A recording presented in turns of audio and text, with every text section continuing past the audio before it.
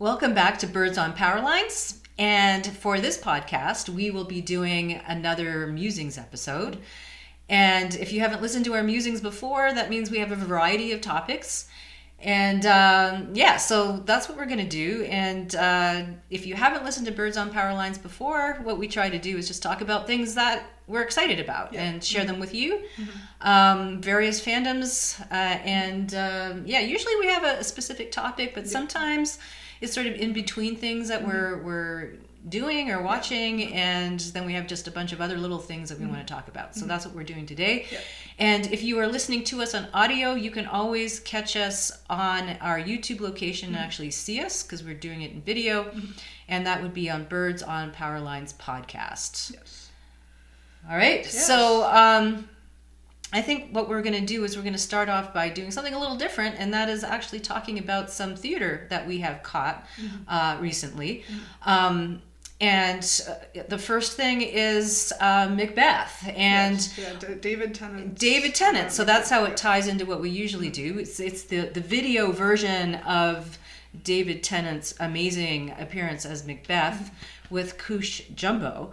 Because unfortunately we cannot make it to. So we saw that. So this is a recording of the production that was filmed at the Donmar Warehouse in London, and we're not in anywhere close. So we're so glad that it was done this way, because as fans of David Tennant and Doctor Who and Good Omens and all of that stuff and Michael Sheen, and we'd really like to see him do this because we know he's fantastic. So we were so lucky that they did this.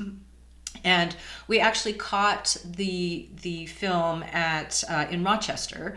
We traveled to Rochester to see it at the Little, which is a great theater. We actually saw Nye with Michael Sheen there as well, at the same place. And if you are anywhere close where you can get to the Little, we recommend that theater. It's great. They show all kinds of really nice stuff, and I'll put a link to that. So that would be upstate New York or central New York. So we're in that vicinity, so we're able to see it there. Sometimes we're in that vicinity. So that's where we saw it. And did you want to launch into what you thought about it, or do you want me to start? You can start. Okay, yeah. So because we don't talk to each other about what we're going to talk about, so if you've not seen us do this before, so for me, I've seen productions of Macbeth many times. I've seen them in Stratford, Ontario. That's usually where I would see that. I've also caught different versions of it on video, various productions. And for me, and actually Macbeth, I'm not sure if Macbeth was the first Shakespeare I saw. I'm not sure. I was trying to reflect on that because it was many years ago. But I really found that this production was a very, very different interpretation of the play, which I just loved. It was just a completely fresh version of this whole idea. And in terms of the what I thought was really different, the performances of the Weird Sisters or the Wayward Sisters was because you don't really see them, right? It's sort of like you hear them. Right. And I sort of did a little bit of reading on how they did this, and everyone in the audience at the warehouse was wearing headphones because they were getting sound in, and apparently it was very effective in terms of making them feel like they were sort of hearing disembodied voices and stuff like that. So you don't kind of get that part when you watch the filmed version of it, but you'll see the audience members are all wearing headphones. And apparently that was part of the way they did this production. So that was something that really struck me.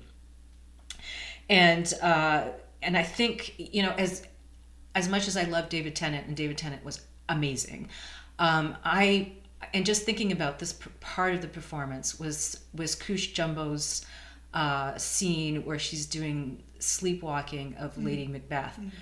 Wow. Okay. In many ways, that kind of stole the show because it was so good. I'd never seen it done that way, and again, it was very effective. And they had this sort of like an upper stage and a lower stage where they were doing things, and it was really, really quite something. And with that, the massacre of Macduff's family also was done in a very, very different way. And in some ways, I mean, you could see some of it, right? So they did that in the upper stage, right?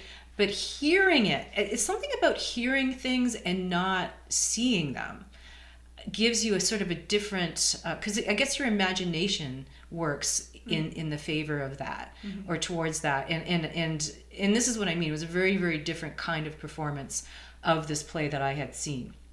So, in terms of that, I completely recommend trying to catch this if you can, because, even if you're not a David Tennant fan or whatever, just seeing a very different take on Macbeth was amazing.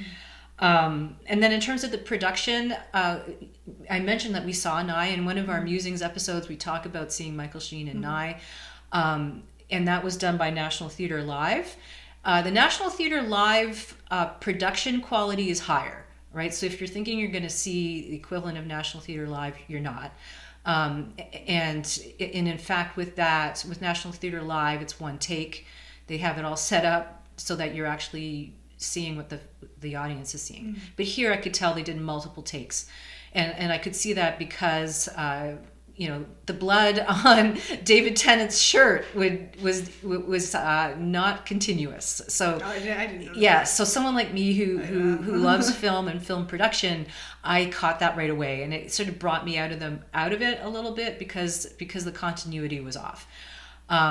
So that was sort of what pulled me out, and it didn't change my enjoyment of the production of Macbeth, but in terms of the quality of the production, it pulled me out in that way, because if you're someone like me who pays attention to that, I was like, oh, I wonder how many takes they did of this, right? So I didn't want to think about that while I was watching it.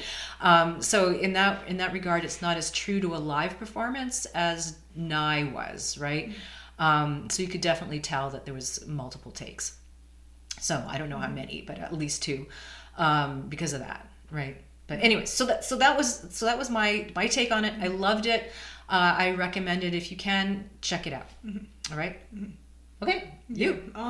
Yeah, I thought the upper stage was really interesting, especially when there were points throughout the play when you could literally see figures banging on the glass. Oh stuff. Yeah, that banging on the glass thing. That was really interesting. Yeah, and you could sometimes see people behind there. It's sometimes I just I wasn't really entirely sure what was going on the whole time, so I wasn't sure if that was actually happening or if it was just yeah, no, that was different. You don't see that in a regular production. Sometimes that confused me a little bit. Yeah. And I've not actually seen any Shakespeare plays before.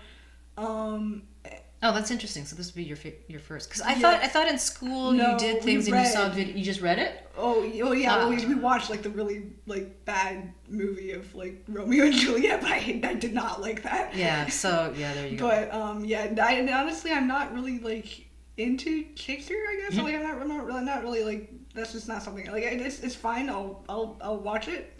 I'll go see it with you, but it's not something I would do of my own volition. Yeah, I think I gained a love of it because we always had to do a Shakespeare play. No, we since I was in grade 5, or 6 or something like that. Yeah. I know grade 6 for sure, and I have a feeling my first one was Merchant of Venice. I think that's what the first one was, and then they took us right to going to see Stratford, because I grew up close enough to Stratford, Ontario, to go and see it at the Festival Theatre. So that was something that was always that I did not have that. I did maybe 3 Shakespeare plays, and the first one was Romeo and Juliet, and that was really a bad starting one because I did not enjoy that at all. I thought everyone was stupid, and it was I didn't like it. Yeah, that didn't come until later for me. I don't even know when I did That kind of just turned me off from the whole thing, but I thought it was a very good production. But I do because I'm very used to watching things with subtitles, and I know that's a very common thing nowadays. And I was having a little bit of trouble sometimes. I wasn't entirely getting what was going on because there weren't subtitles, and there were so many different things going on that I just, and you're not as familiar with the Shakespearean language? And that too. And I just, sometimes I just was not entirely I was able to generally get it, but I guess I didn't catch every single line, but the overall I did understand what was going on, and it was good, and I was surprisingly I wasn't going in expecting anything at all, but it was I enjoyed it. I wasn't expecting to not enjoy it, but it was good. I liked it. And I think that David was so good as Macbeth. I liked also the casting, like, because I know it's more, I think it's more so a thing I've noticed in like shows like from like the UK, Europe, that like they do more like casting for the role instead of like. Oh yeah. And that's more a thing like from and I'm pretty sure that some of the actors were non-binary so they were completely cross-casted. Yeah, and it was just a striking thing, because I know that's getting more popular like in like productions from like across Europe, and it was amazing. I loved that. That was I didn't even mention that, but that was an aspect of it that I absolutely loved. But it was just an interesting thing to see, because we've watched like Good Omens, we've watched like Doctor Who and stuff, and that's about it actually. But they're cross casting. It doesn't matter the gender of the person, they just cast. They cast the who like, and it was it's awesome. I think that was really a good thing. Yeah, that's the other thing to go and see this production to get a good flavor of how you can cross cast. And I might, you could correct me if I'm wrong, if I'm but I have a feeling, because I saw an interview with Cush and David, and he said something to her about her performance as Hamlet. So I have a feeling that there was a cross cast for female Hamlet. I'm not 100% certain. I didn't look it up, and I feel bad that I should have looked it up. But so there's that. And again, taking in the UK, right? Yeah, so I just thought that was interesting. Yeah. Anything else? It was interesting that they did it on a surrounded stage. Oh yeah, in the round. That was interesting. Yeah. I mean, a Shakespearean stage is sort of in the round, but this one was really in the round. Yeah, I don't know. Almost 100%. Just at the back of the stage, it was not. Yeah. But yeah, so the. I thought that was interesting. Okay. Yeah. Anything else? No music at all, but no. That's fine. No, there's no music. I've noticed that in theater. Have I ever seen a production of Shakespeare? Well, I think in general, there's not very much music, no, unless one of the actors are doing it themselves. I don't think I've ever seen anything like that. So because that's not a thing. Yeah, but it's interesting. The other thing I wanted to mention is, after the show, we went to a restaurant called the Owl House in Rochester, and I want to give a shout out to that place as well. Really good. It was a late supper, because we saw we didn't get out until almost 9:00. Yeah. And it was snowing like crazy. It was actually kind of cool. Like, we're walking, but anyways, we got to this restaurant. The first time we'd ever been there. Really good vegan, vegetarian options there. So if you're in Rochester, in that area, check that out. And they have dinner late, so you can go, even in the, evening. I think we were there when it was closing. I think it was almost midnight. Yeah. Right? No, it was not almost midnight. It was close to that. Was it? I don't know. But anyways, it was late. So, they're open late. And then I think we also want to mention some other community type theater that we watched. You didn't see this, but I went with my mother, your grandmother, early in, I guess it's almost a year ago, to see a production of a play called Elizabeth Rex, which I'd never seen before. I loved it so much. It's by Timothy Finley. He actually got the Governor General's Award in 2000 for this production, for this play. Really good. It's not Shakespeare, but it's Shakespeare-esque. And so basically what's happening there is that you've got this main character called Ned Lowencroft, who is gay, and he plays the women's parts for Shakespeare. And Shakespeare is in the character of Shakespeare is in this play as well. So, but it centers on him, and the opposite is Elizabeth I. And it sort of contrasts her having to be masculine, because she is the matriarch. I'm not the matriarch, the figurehead of England, right? She's the queen, and versus Ned, who is male and is feminine, right? So it's sort of, and there's these dual personalities between the two of them about how she has to be strong, and he is trying to be strong, and how he wishes he could be because he has actually got, I guess it's leprosy. I think it's leprosy. I don't know. And I think which he caught from his lover, who was a soldier for her, by the way. And so there's this conflict. Oh, syphilis. Yes, he has syphilis, and he has the skin lesions and everything, and he's dying of syphilis. And it's set in this barn as she is waiting for the execution of her supposed lover, who is the the Earl of Essex, right? And so it sort of contrasts the two of them. And now he wants her to show that she has love for this person that is being executed, and she says she can't, and how he wants to show his love for. Anyway, so it's you understand where I'm going here with, it's like the conflict of the gender roles. So, and it's so well done, and it was so well acted. So we saw it in Goderich, Ontario, at this theater called the Livery. So it's the Goderich Little Theatre, and so good. The productions there are awesome. Livery Theatre. Livery. Yeah. What did I say? You said little. Oh, did I say the little again? Sorry. The Livery. The Livery Theatre in Goderich, and it's the Goderich Little Theatre that puts it on. Livery Theatre. Did I do that again? Yeah. The Livery. The Livery Theatre in Goderich. Yeah. And and it's such a good production, and good productions all around there. And and for us to get to Goderich was quite a drive. But if you are in the vicinity of Goderich, and can get there, so go to the Livery and see whatever production they're doing, because absolutely amazing. And I can say that again because we went together to see the play version of the Miraculous Journey of Edward Tulane. Again, at the Livery Theatre in Goderich, and that was also amazing. Yeah, right. We saw that just after the New Year, right? No, it was in December. It was in December, right? So I guess it was sort of the lead up to the holiday season. Yeah. I guess that's sort of what the goal was.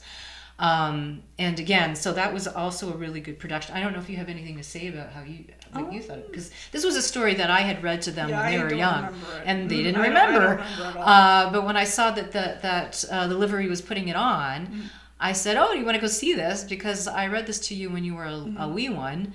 And they didn't remember. Yeah, so I don't remember that. I thought it was nice. It was really. I didn't lose the story was very good, but I thought it was like I read the story in maybe half an hour. Yeah, so it's a children's story. If you don't know the story, read it.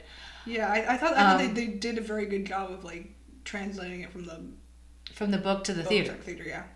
And I was wondering how they were going to do that. How were they going to do the rabbit? And that was great. I loved it. The actor who played Edward was fantastic. Again, I'm telling you, the Livery Theatre in Goderich has some amazing actors. I am so impressed. I mean, he was amazing. Yeah, because it was just there was the actual in universe rabbit with the.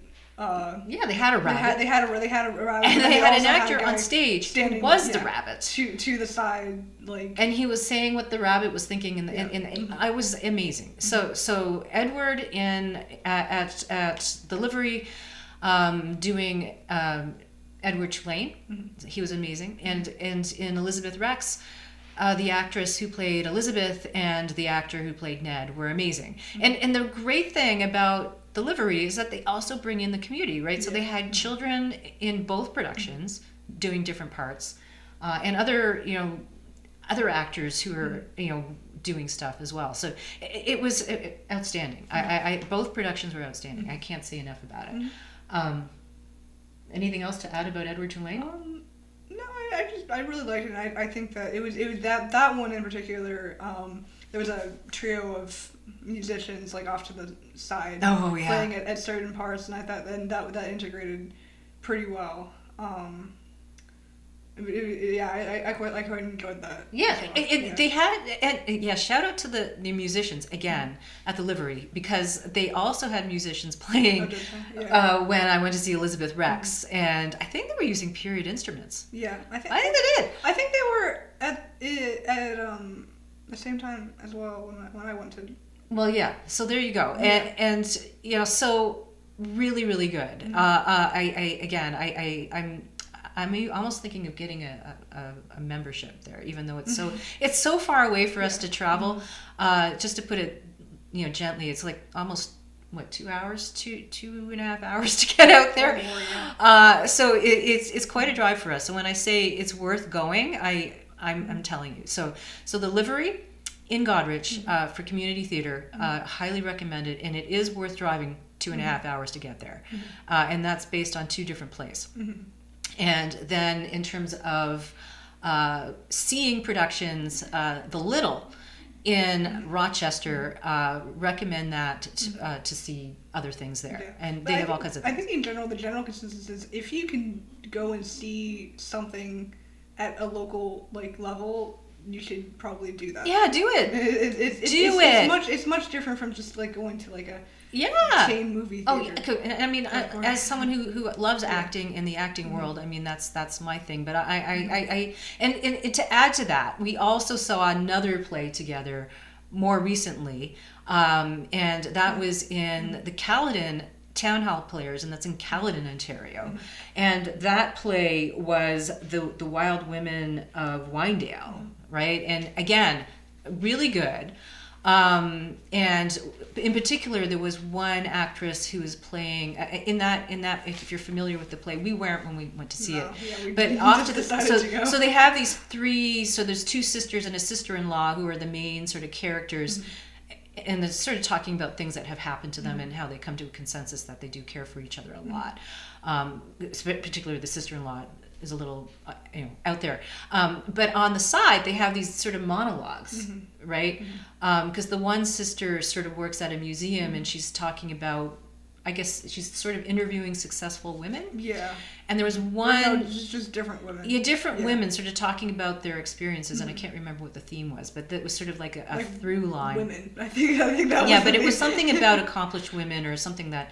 Or a different type of... Anyways. Like the voices of women, I think? Whatever it was. Yeah. But so that was sort of the background that the one sister was doing this, as a project. And there's a hook with it, but there's one actress who played several of the monologues.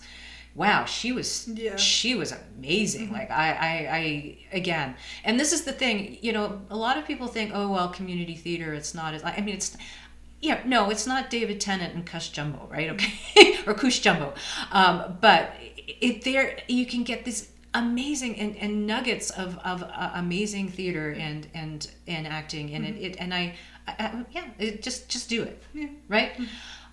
So that's one thing that we wanted to talk about.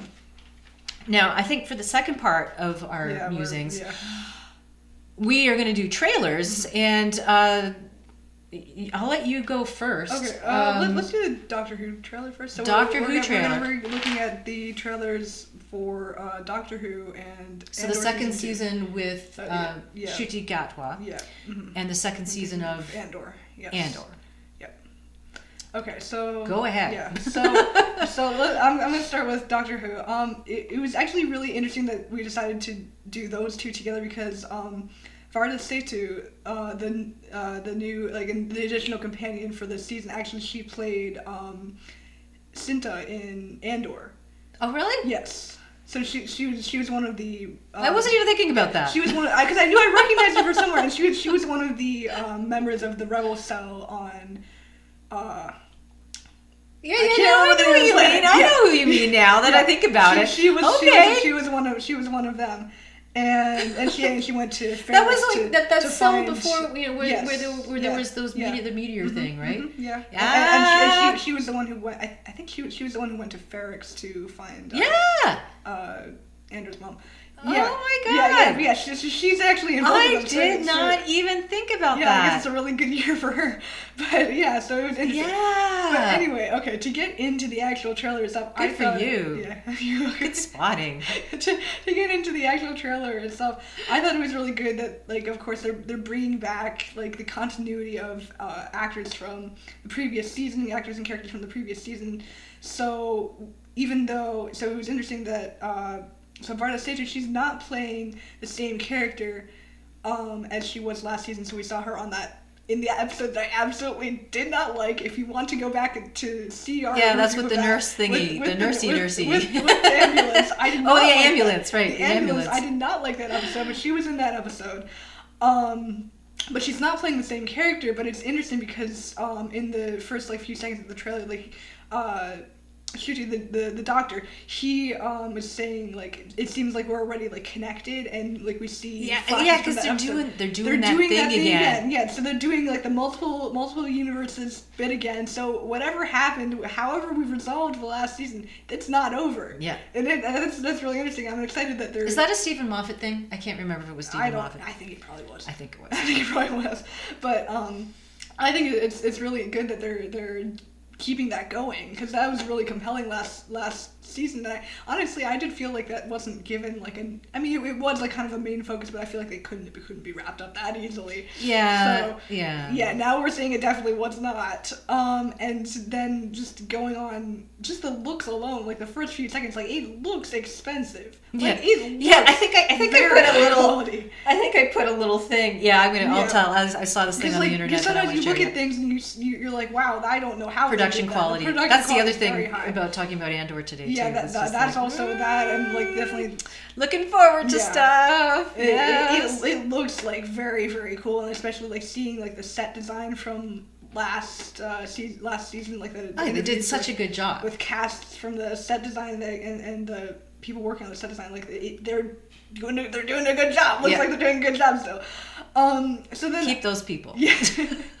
And then especially I was very struck by the amount of, especially the first half of the trailer, there was a lot of war adjacent looking scenes. So I think definitely Villengard is they're coming back. It's you think so? Thing. I don't know. I think so. I mean, they have to come back in such a way, at least because of the new companion. That's right. True. Yes, that's true. What is her name in the companion? I didn't catch her name. I wrote it down. Yeah. No, they don't say it. Okay. Well, we'll see what it is. I don't want to dwell on it, but I'm sorry. I didn't catch. Belinda Chandra. Okay. Belinda Chandra. Yeah. Yeah. So that was. So I think that there's going to be a bigger thing for Villengard, especially given all the war imagery. And then a few specific things around 30 seconds into the trailer, there was a big bone creature. Yeah. I have a feeling I'm going to enjoy that episode, because I really like the monster thingies. Yeah, I really like the monsters. I was really into dinosaur skeletons and all that stuff. That looks really cool. So I'm really interested to see with that episode. And also a little bit after that, we see a very brief flash of Mel, with everything seeming to warp and crumble all around her. So she's coming back, of course, which is good. I think that's really great. But that's really intriguing. What is going on? Because she was really put through it in especially the season finale last season. So it looks like she's still going through it. So there's that. And then I really have a bad feeling that something's gonna happen to the new companion Belinda. Because there was throughout the trailer we see she says you need to get me home now, and then later the doctor says I promised I would get you home, and then she says something you can't, safe, and you can't. She says you can't, and that's I'm really worried about that. And then finally and then they're also, it looks like they're keeping the musical theme because of the Interstellar Song Contest. And then for a brief second we see Mrs. Flood. Bring it. We see Mrs. Flood in the audience. And she's like, I didn't notice that, really? Yes. Okay, I gotta watch it again. She says I really enjoy these performances. Oh, was that what that was Mrs. Flood. That was Mrs. Flood. So I really hope we're gonna finally get to see what is up with her? Yeah, honestly, I enjoy the fact that they keep doing this kind of thing. I'm predicting it now. It links all the episodes. I think Mrs. Flood is the reason behind everything that's happening. I think it's her. I think it's her. I just think it's interesting the way they do this connection between the different episodes, and I like to see that. I don't know why I like that. It makes it, I don't know. Yeah, I think that, and also the final few seconds of, there was like some 19-somethings looking cartoon guy climbing. Oh yeah. That really reminded me. I have something about that. Yeah, I'm not really sure why, but that really reminded me of the whole 60th anniversary thing with the toy maker and things coming out of kind of the it's screen. so funny that we saying that. Yeah, okay. Yeah, that really reminded me of that. So I think definitely the repercussions from all the way back from the 60th anniversary special. That's definitely still coming through, and I'm interested in that episode as well. But yeah, so that was what I had to say. What you had? That. Okay, let's see what I had to say. Really excited. And I think this is really good because in Doctor Who season 2, okay. Wow, chills is the first thing I said. Chills immediately. Just the doctor, the nurse, right, sets the tone immediately. I think they're gonna have good. But the companion who doesn't want to be a companion, that's different. She says, and I love how she says, because she says, this is why I said the nurse, right? He says, well, what's your name? The doctor. What's your name? Well, then call me the nurse. Yeah, I thought that was good. I think they're gonna have a good dynamic.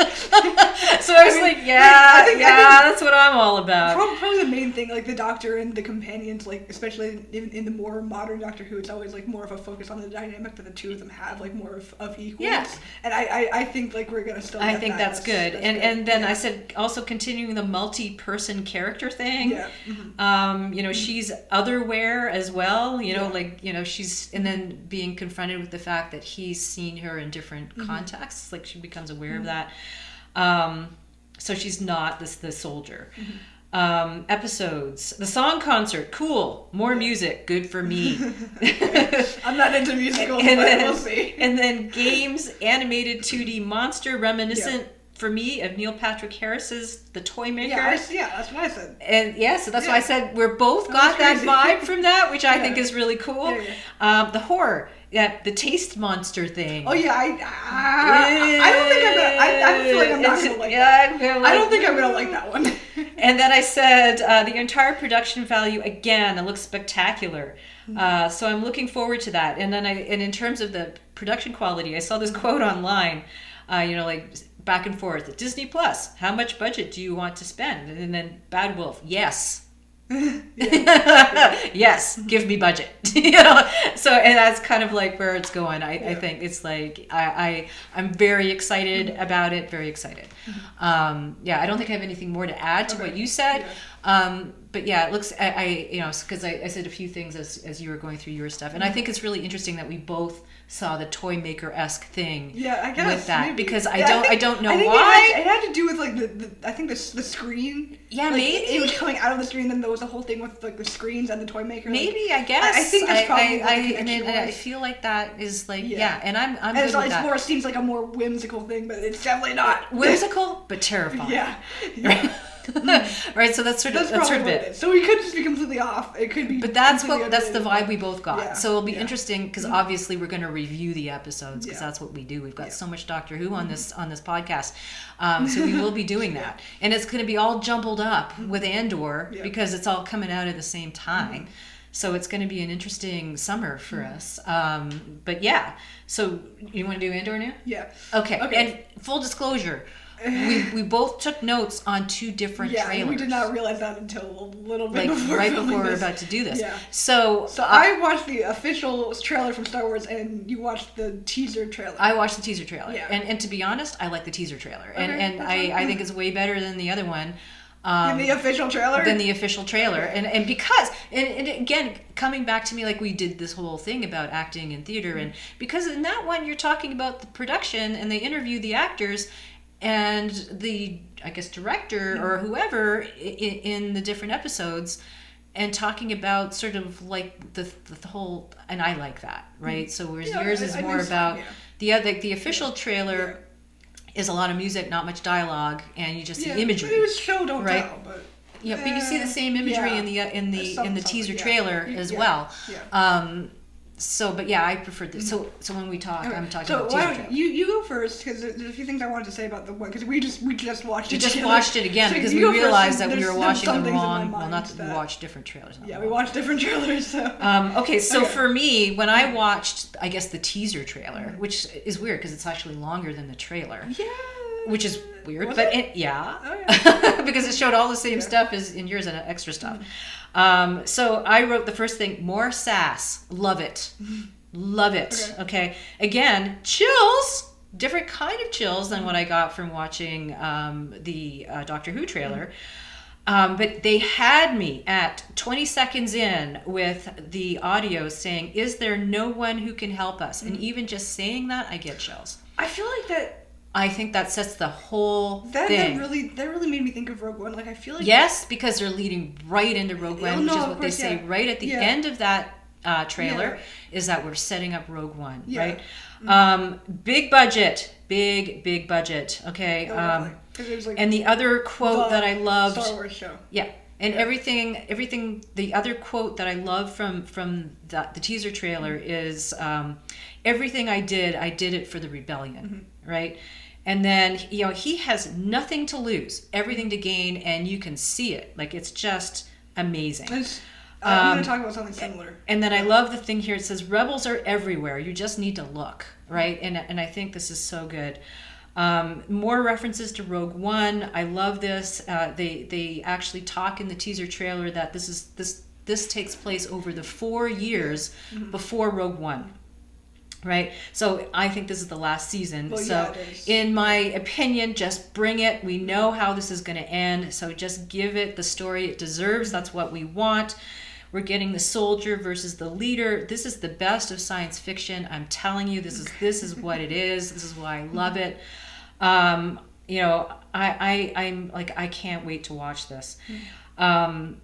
And what did I write here? Oh, with Jyn Erso. So, I mean, obviously this is the last thing, but we don't really get much about the Jyn Erso. So I actually went back and watched the Rogue One trailer just to get what... I hope they do another series equivalent to Andor, but from Jyn's perspective. They could do that because we don't really know much. No, we don't know much about her, what we got. her And song. like, I just, Yeah. that's why I went back and watched the trailer for Rogue One and who she is, right? Like, she is the Catamount rebel. Like, so, and I love that part in that trailer where she says, well, why did you do that? She says, well, because I rebelled. And it's just like... Yeah. So she's coming at it in a different place than Andor because he's into rebel at the beginning, right? Yeah, he's not. I think it's interesting because like even though she was like involved in like a lot of like Saw Gerrera's like things like and it kind of aligned with the rebellion, she was like very like I don't really know if I want to join like the rebellion. No, like, because she was it's not a fighting for problem if herself, you don't, like, and I would love to see that whole story. So that because I don't think we're going to get anything. I feel like at the beginning of Andor, like Cassian was kind of like. Almost not at the equivalent place, but like he also was like, okay, I don't really see, okay.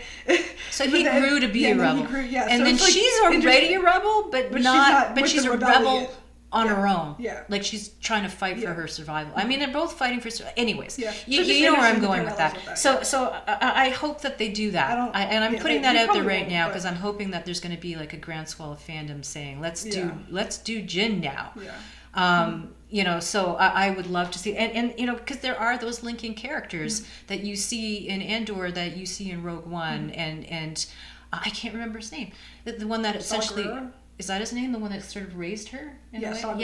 So you see him. So he's a constant character. And he's also in like the Clone Wars animated series and a little bit in Jedi Fallen Order. So let's do it. We see a bit of him, so we know where he came from. So let's do this thing, is what I'm saying, right? So if you're here listening to this, you're a Star Wars fan like we are.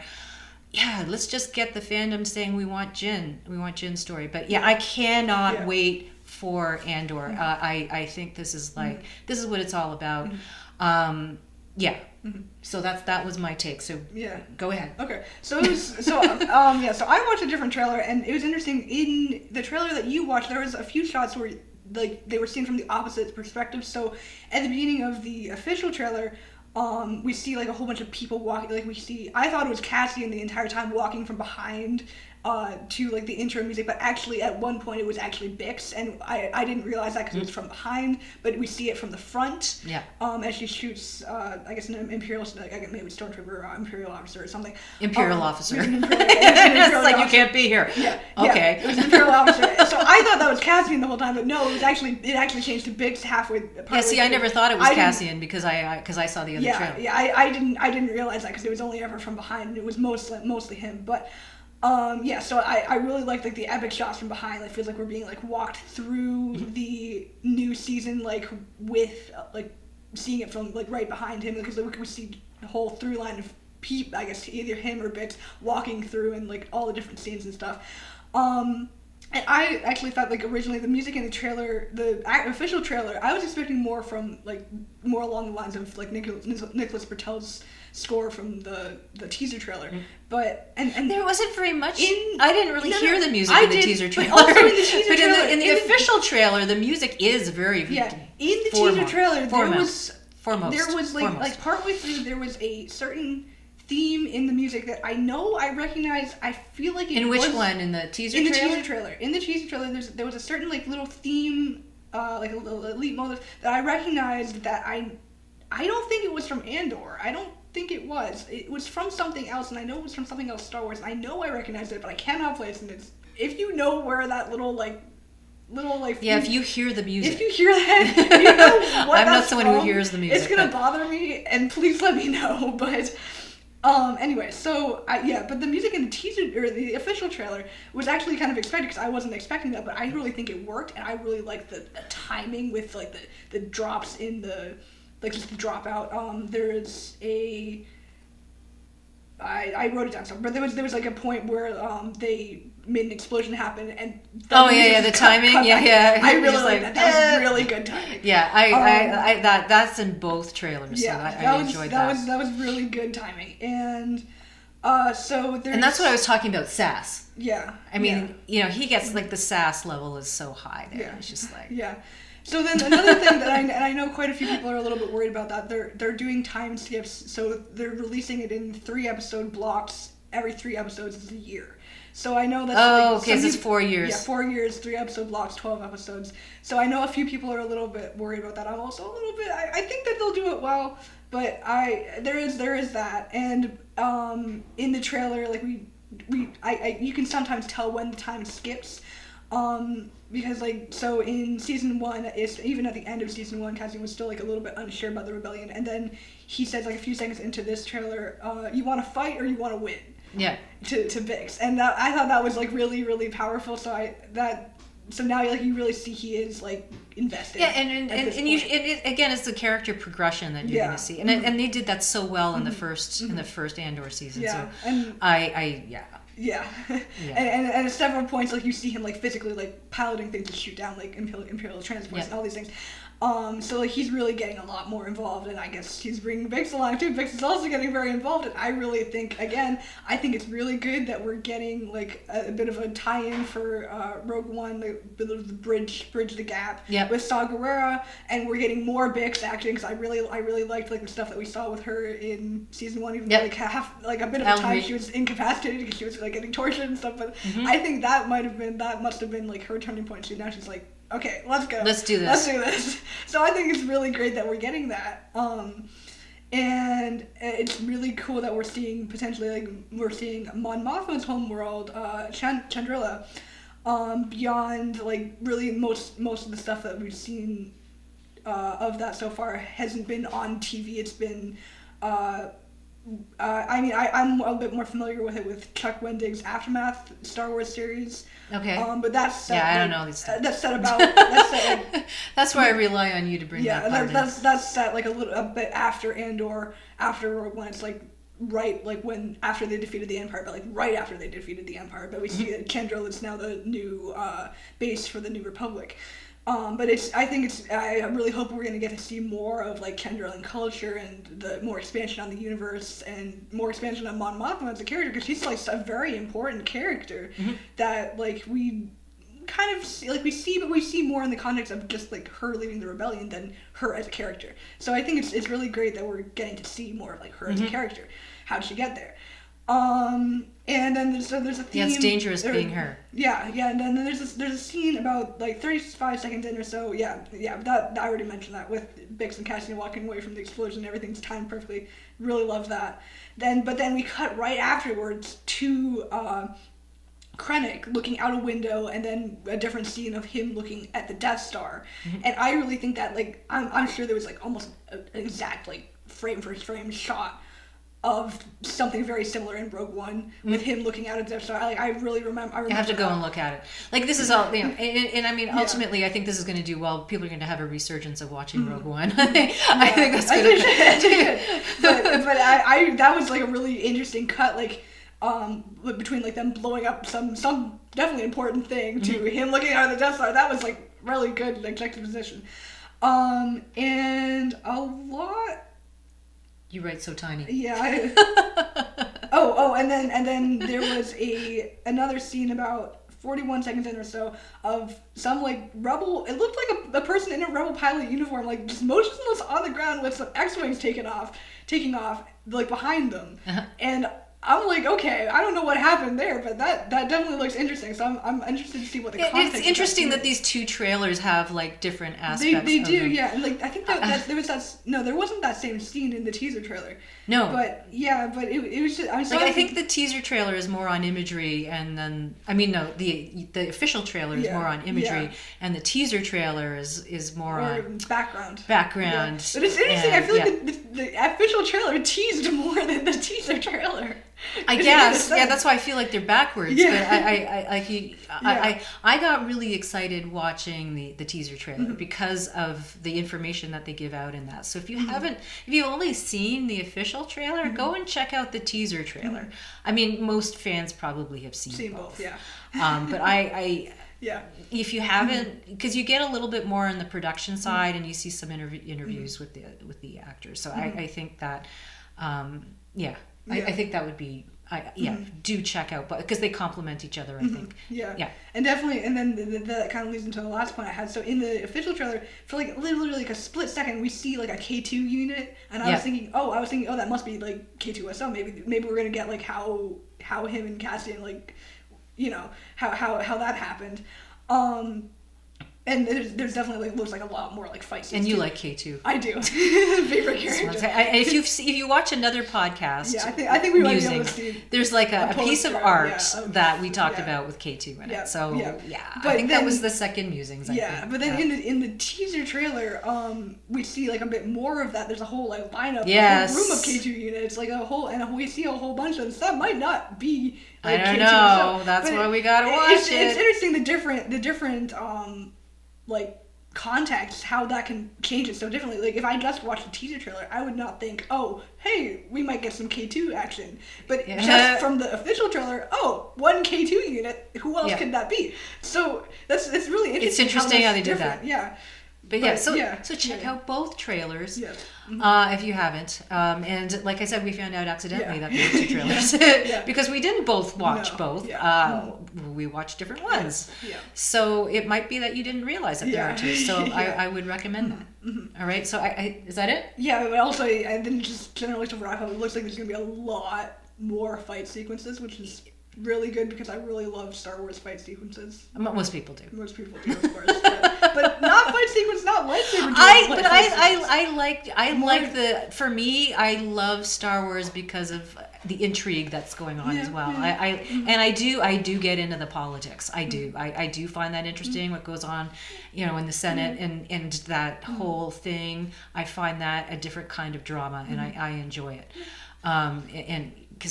So there you go. But I think that this season definitely in Rogue One, no lightsaber fight sequence battles, but I think this is gonna have like a very gonna have vibe. it. I like that, and I think we're good with that. I think that we should stop and finish here and leave it at that. And in a way, I think this Musings episode has been in two parts, right? A bit, I've been in two parts. The first part doing theater stuff, but driven primarily because of David Tennant. doing Macbeth. So I think that was sort Macbeth, of the thing. And then our trailer reviews. Look out for our episode reviews coming soon. Yes, that's what's coming up. Yeah. So on that note, I think we'd like to thank you for listening, and as usual, for being part of the Birds on Power Lines podcast. And please look forward to our podcasts on both Andor and the next season of Doctor Who. Yes. Thank you for listening.